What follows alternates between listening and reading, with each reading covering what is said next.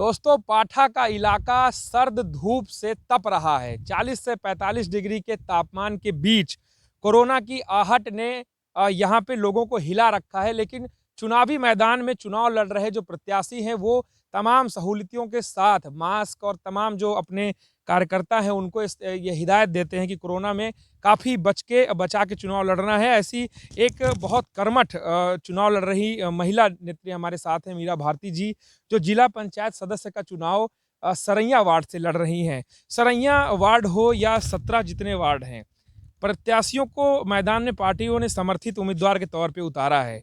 एक अकेली महिला जो बुनियादी मुद्दों के लिए लड़ती है, उस समाज के लिए जिसकी अपनी आवाज़ नहीं है, क्या लगता है ऐसे लोग जीत पाएंगी? बिल्कुल देखिए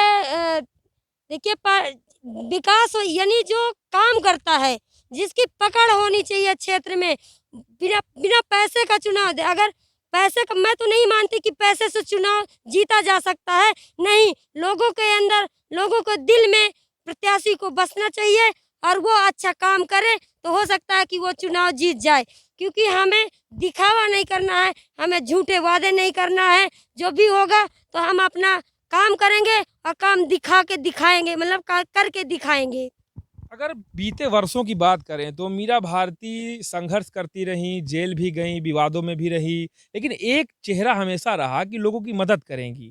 तो ये क्यों? आखिर ऐसी कौन-सी आग लगी है कि लोगों की मदद करनी है अपने जीवन का? ये चल क्या रहा है? युवाओं को क्या संदेश?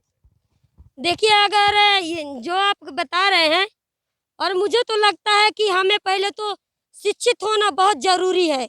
सबसे पहले हमें शिक्षा से सभी को जोड़ना है। जब तक हमारे लोग, मतलब यहाँ पाठा एरिया के लोग शिक्षा से नहीं जुड़ेंगे, तब तक वो कहीं कुछ नहीं कर पाएंगे। शिक्षा से जुड़ेंगे तो अपने वो हक अधिकार की लड़ाई लड़के यानी लड़ लेंगे और अपने लड़के अपने विकास कर पाएंगे। 4-5 बातें मुझे बताइए कि सरैया वार्ड से लोग आपको क्यों चुने? 4-5 ऐसी बातें जो आप जनता के बीच में रखती हैं। देखिए, मेरी तो लड़ाई जो है रोटी कपड़ा और मकान, शिक्षा और स्वास्थ्य की ही लड़ाई है। जब तक हम लोगों को रोटी नहीं मिलेगी, शिक्षा नहीं मिलेगी, पीने के लिए पानी नहीं मिलेगा, रहने के लिए छत नहीं मिलेगा, तो हो सकता है हमारा जीना संभव नहीं है। मेरी लड़ाई यही लड़ाई इन्हीं। एक प्रश्न बड़ा वो है, थोड़ा-सा छाया में आ जाइए। बहुत लगातार आप लोग सब मेहनत कर रहे हैं।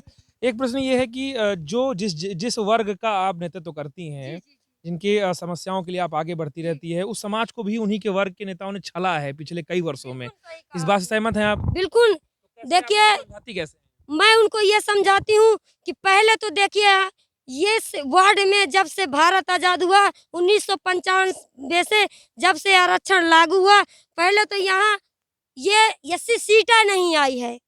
खूब लोगों ने हमें, मतलब गुड़ दिखा के ईंटा मारने का काम किया है।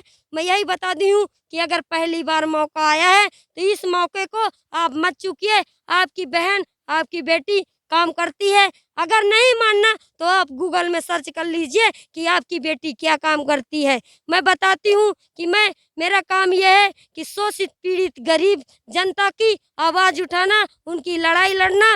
मेरी व्यक्ति विशेष से लड़ाई नहीं है। मेरा मतलब यह है कि किसी के साथ शोषण नहीं होना किसी चाहिए। भी जाति का हो। किसी भी जाति का हो, किसी के साथ शोषण उत्पीड़न नहीं होना चाहिए। जातीयता नहीं होनी चाहिए।